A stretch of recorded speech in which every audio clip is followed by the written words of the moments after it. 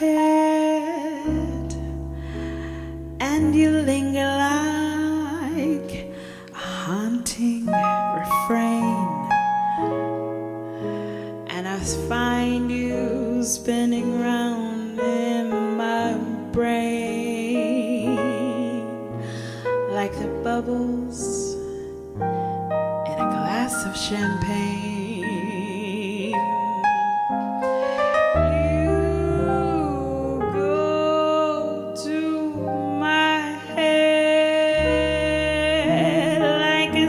Of sparkling burgundy brew, and I find the very mention of you like the kicker in a julep or two.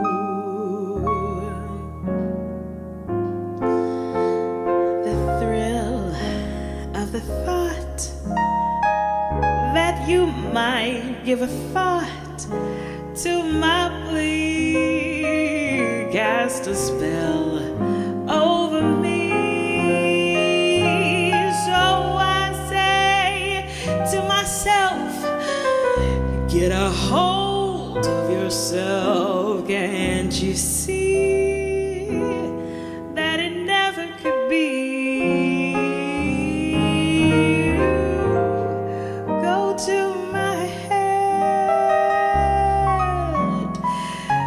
A smile makes my temperature rise like a summer with 1,000 Julys. You intoxicate my soul with your eyes, and I'm certain that this heart of mine hasn't a ghost of a chance in this crazy romance. You go to my head.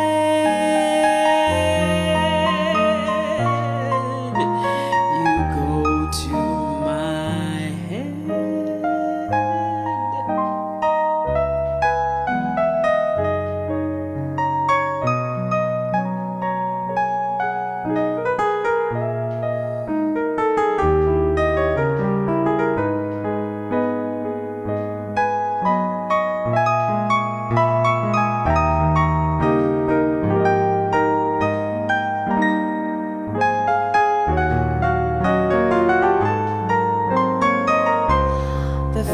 Of the thought that you might just give a thought to my plea, cast a spell over me. So I say to myself, get a hold of yourself. Can't you see that it never could be? Go to my head with a smile that makes my temperature rise like each summer with 1,000 Julys. You intoxicate my soul with your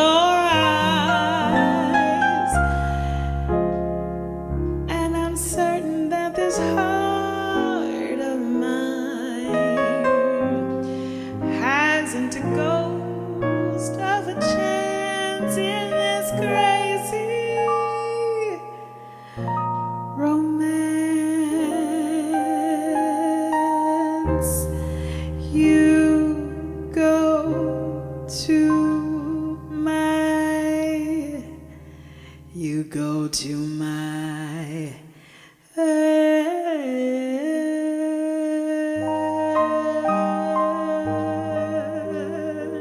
You go to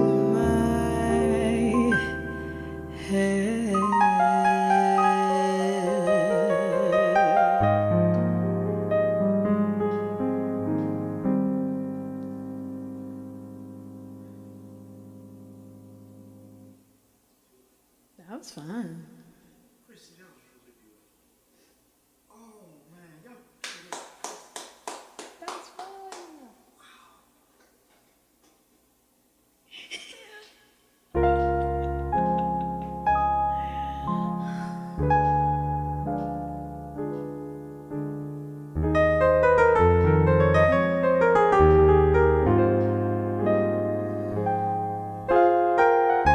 Sometimes you gotta talk to yourself. Get it together. It never can be.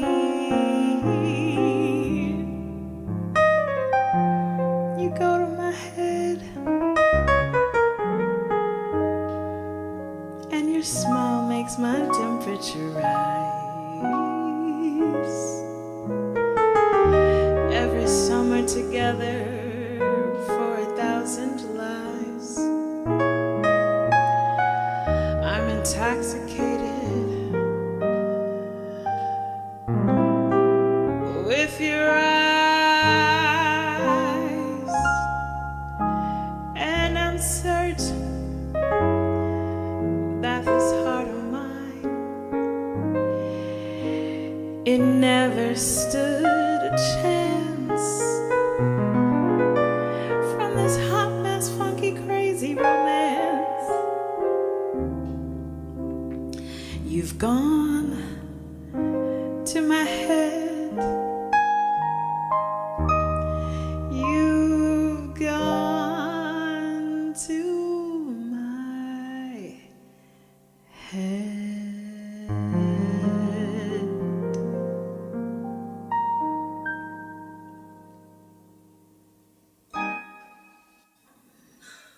Chrissy, that was so beautiful. Let me grab a microphone. Let me You need come to talk sit to the next you. people. You need to talk to the people. First of all, Come on, friend. Oh, constant over, friend. First of all, this is such a beautiful experience for me because, as you know, Chrissy, I literally started this journey with you years ago. You did. Make sure you're talking to Mike. I don't want anybody. Oh, you did. We started this journey a while back because I was at a point in my music career where I wanted to really grow, and I said, You said to yourself, what a wonderful Chrissy. Chrissy was a piano teacher who could help me. I helped you. You helped me be free. And you said, I'll help you. I helped you. And she helped me be a better pianist on the keys. We didn't do voice lessons. Next round. But her knowledge went to my head. And now I'm playing the way that I do. That he does. That I do. Well, anyway, she started me off with this jazz, and she would literally play all these records in my brain. I'd be falling asleep, and she didn't care. She just kept playing those records over and over again. So to have her here at Club Lamplight means the world to me. And to know that I was able to learn one of your songs that you sent over. You was like, hey, I want to do this song. Yeah. I was like, cool. At first I used to go into a panic, you all. I don't even know why. He's so great. It doesn't even make sense. Is that what you think of me? Absolutely. You are an incredibly talented musician. One of the best I know. Is that right? Absolutely. So I was shocked that you wanted help. Well, she is an actress. So I'll take whatever if that's what she says, I will take it. All of this came from the lessons. I guess if you want piano lessons, you might want to call Chrissy, right? Yes. Wait, look, it transformed his whole life. He's a whole different character. Are you accepting applicants? Sure. You know, she's so busy these days. She does all these festivals. We don't want to say what she's doing right now, but one of the festivals that she works, of course, everybody knows she works Jazz Fest, but she also is very popular with Essence Festival. Been around for a long time. Yeah, how long have you been doing that? This is my 10th Essence Festival. Whoa. Yeah, that's my non-music teacher side of life. So would this be considered like your touring season? Because it seemed like when I called you, last time I talked to you, I think you were in Los Angeles. I was. Out there doing some festival work, and yeah. now you're here in New Orleans. Spring and summer is definitely festival season. So when we're not teaching all the little music students or the big music students, Peace, me. We are doing festival life. How is Las Vegas life? Las Vegas life is pretty dope. It's kind of a hotter, drier, less cultured version of New Orleans. Oh, I don't know if that's a good thing or... It's got its perks. Yeah. It's different. It's different, and I actually still love it. That's good. In a different way. I always love New Orleans. Come on. You hear that accent? Baby. Nah. You better let them know. Don't get it twisted. Nah. I love New Orleans. But I love Vegas, too. Okay, we'll take that. So, yeah, I'm glad that we got this very brief moment. Oh. What? No, you was just talking about Vegas. I wasn't trying to throw no shade. It sounded like shade. It just interests me how you can say you have a love for somebody that you haven't been knowing that long. You know, sometimes love can develop quickly. Does it really? It can. What's the and you love it for different reasons. Okay, so what's the like Vegas went to my that's head. not what I want to say. What's the quickest you ever fell in love? Oh. Since we want to talk about love develop so quickly, what's the quickest you ever fell in love? Since you sing all these jazz songs. Oh, am I putting you on blast on the spot? Maybe. Did y'all listen to those lyrics? Oh, Lord. And you linger like a haunting refrain. I'm just singing the words. Somebody went to her head. Lord have mercy. Somebody love language. Somebody love. You love somebody. They went to your head and they linger like a hunger. I love the Lord. I love the Lord too. But somebody clearly went to your head. And it wasn't Vegas. It couldn't have been Vegas. No, it's pretty dry over there. So what's the fastest you ever fell in love? Fastest I've ever fallen in love. Gosh, probably in a few weeks. In a few weeks? I know. I think it's very, very, very rare. But I feel like there are times when your soul connects to someone. And you just match on so many levels that you feel like they're almost a part of yourself. Do I think that they could end up still crazy? Of course. But I think that you can love them on a level of soul connection, even if it's not even physical. I think that when you see yourself in someone and they see themselves in you, there's an instant connection that you can't deny. And then every day after that is learning to walk out love with them. Oh, that sounded very deep. I feel like I need a piano player to play while you're talking. Oh my God. So while I have you here, man, I have to be messy, you all. I can't help it. Since she wasn't here for the episode of Easy Love, I think it's only befitting to ask you the question, considering you fell in love in 2 weeks, you said? Yeah. Okay, so let's ask her the question. So, do women really want an easy love? Or do they like toxic? Ooh. I think in our heart we want easy love. I think our constant previous situations and experiences lead us and draw us unwarrantedly to toxic. So what does toxic look like to you? Toxic can be leading on. It can be, I love you just enough, but I'm not going to be fully invested, or I'm going to give a little, but not my all. So let's ask this. What is it about a toxic guy that draws, let's say, a nice, beautiful woman like yourself? What is it about a toxic guy that draws the beautiful woman to that guy? What is it about? Because he never appears toxic. Oh, they said that the other night. They said that's the representative. They was like, he don't start off toxic. Of course not. No, he's everything that you could ever want. Everything you could hope for. I guess I I'm smooth, y'all. But I ain't toxic. Yeah, they come like this, and then Oh, Lord. later on, they start to take off layers. Oh, okay. And you're like, oh. But then by then, you're so hooked. Because they've gone to your head. Like a sip of sparkling Burgundy brew. Now you from New Orleans. No wonder you said Burgundy. Burgundy? Oh, that's not that word? See, this is what happens when you're from New Orleans. I'm actually from Metairie, Louisiana. Oh, Metairie. Little Farms, to be exact. Oh, okay. Well, everywhere outside of 504 area code, that's Burgundy. What did I say, Burgundy? I'm wrong for that. I am wrong for that. Okay. I find the very mention of you like the kicker in a julep. A julep. It's a drink. Julep or two. There's lots of drinks in this song. Yeah, I noticed that. Champagne. So maybe the drink went to your head. Brew. So maybe It's the not drink went to your head and it caused you to pick the toxic love versus the easy love. Or maybe the man is the drink. I like that.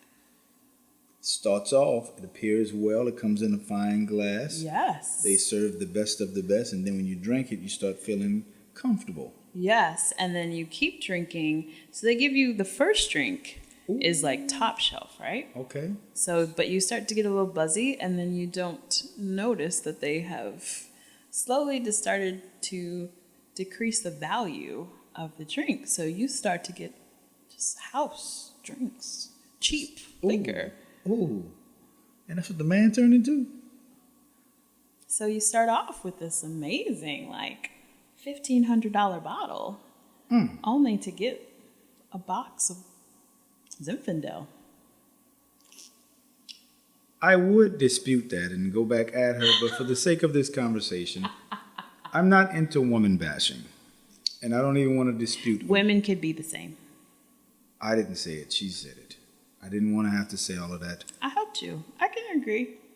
I don't think I'm that, but Okay. I've known women who have been. Do you think it's harder for a woman than it is for a man to find the love?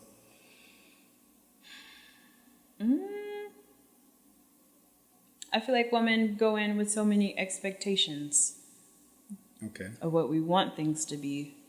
And as soon as we get an inkling that they might be it, we throw ourselves all in.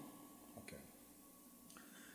I have another question. Okay. Should, Whole show. I mean, what's it? You go to my head with a smile that makes my temperature rise. It's getting hot in here.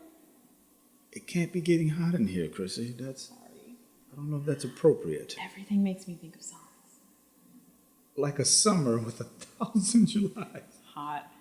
Oh, yeah, it is hot then. Okay, so yeah, it's very... Yeah. You intoxicate my soul with your eyes. Big eyes. All right. For red eyes, For red eyes. choose clear eyes. So let's ask this question. Should a woman find love before her career or after? It's always been told to a woman or a young lady when they get out of high school, don't worry about a man right now. What they say, focus on school, focus on your studies. Did they get that correct? Because it would seem that you probably have a better chance of finding your person. Of course, it's a gamble because you don't know exactly what anybody's going to turn out to be. But it would appear that if a woman finds her love earlier and just find a way to balance, the chances of getting a guy that doesn't have a bunch of kids and extra baggage increases versus waiting until after you've completed all of your studies and figured it all out. So which one is better? Should they wait or should they get it before? I think that there is a plan and a purpose for every woman and man's life. Okay. And I think there's an appointed time for it. I don't think that there are a lot of women who intentionally say, I'm not even going to think about relationships at all until I arrive at this certain point in my career. I think that's actually more of a man thing to like, I need to be at this place. I need to be at this financial place, this career place, because they have the onus of being provider and all those things. But I think that most of us, if we're honest, like me, we wanted their career, but it wasn't at the expense. We didn't intend for it to be at the expense of relationship. And some of us have tried to balance. Okay. And yeah, I mean, if I could do it again, I would love to have been married already.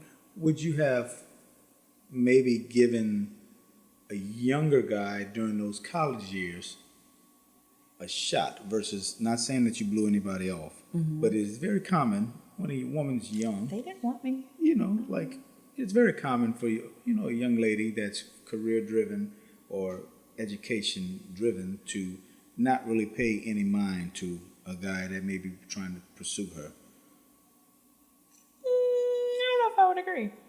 Okay, what would you say about that? I think it can come off that way, but I don't think we're like oblivious. There are some women who can be completely oblivious, but Okay. I don't think we're going to outright deny in advance unless we don't feel like they're the person for where we want to go. That's good. Yeah. I know as a man, I think men prefer to get their woman early before they become whatever they're going to become. You think so?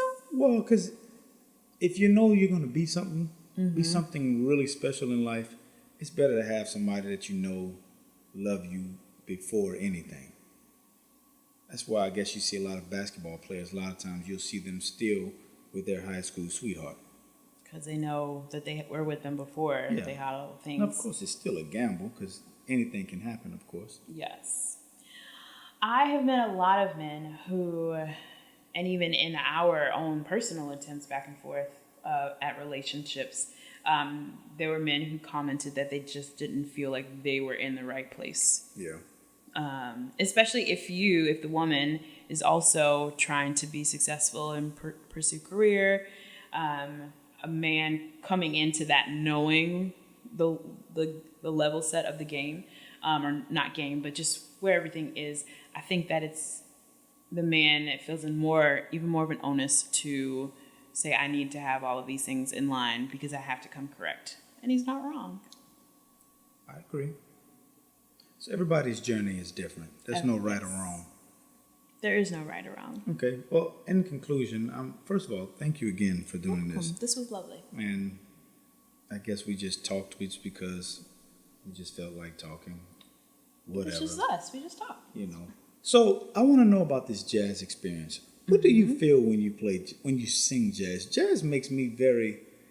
When I learn a jazz song, especially a song like this, the chord progressions, man, it touched my soul like no other. So what does that feel like for you? It feels like adventure and play, and I think as someone who also plays piano and has a better understanding of the chords than singers who don't,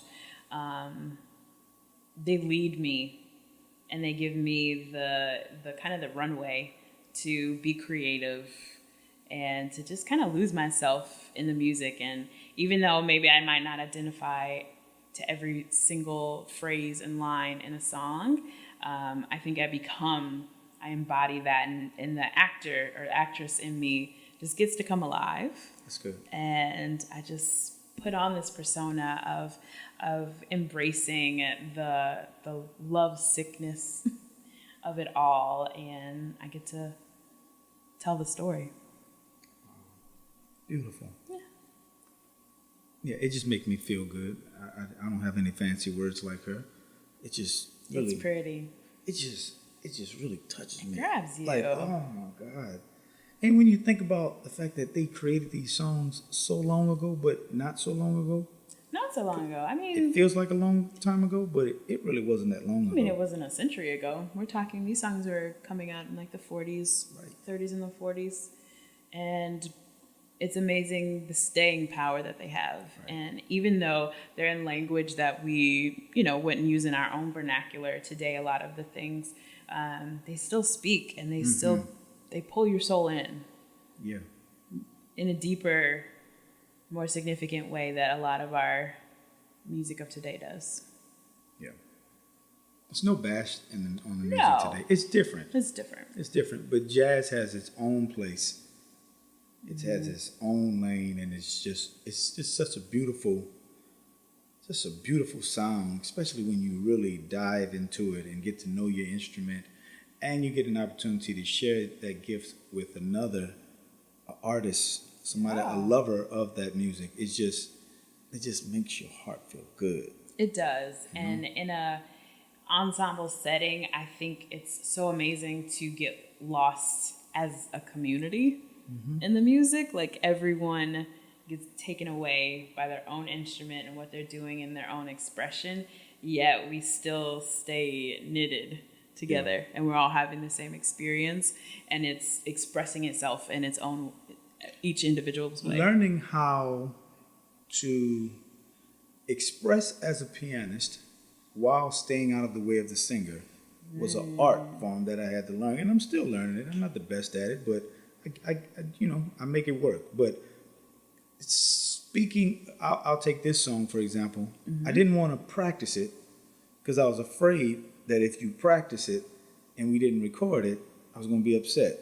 So it was easier for us to say boom, boom, boom, and just press record and let whatever happens happen. Because something magical can happen from that experience. But learning how to stay out of the way and be in the way was a challenge. And I think that's such a beautiful experience when the notes from your vocal and the piano, when they align. It's like a chance meeting. Yes. Beautiful choice of words.